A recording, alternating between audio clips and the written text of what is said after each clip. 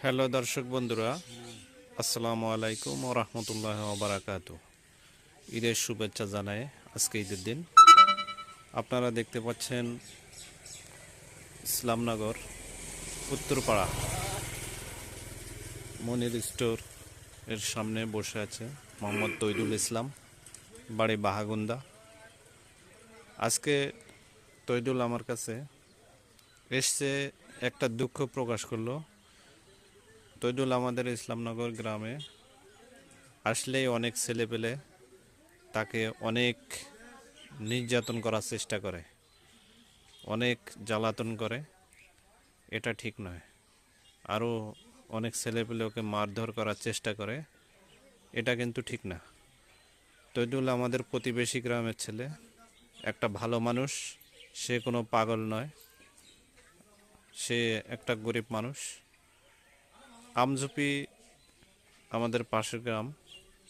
আমঝুপিতে তৈদুলের অনেক সুনাম আছে, তৈদুলকে অনেক ভালোবাসে। তৈদুলকে একটা ঘরও তৈরি করে দিয়েছে। তৈদুল একটা অসহায় ছেলে। তৈদুলকে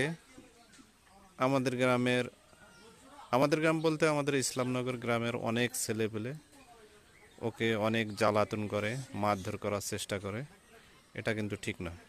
আপনারা দেখতে পাচ্ছেন এটা ইসলামনগর উত্তরপাড়া। এটা ইসলামনগর উত্তরপাড়া। এখানে অনেক দৃশ্য আপনারা দেখতে পাচ্ছেন। এটা নেলুয়ার বিল। এই বিলের পাশেই আমার দোকান।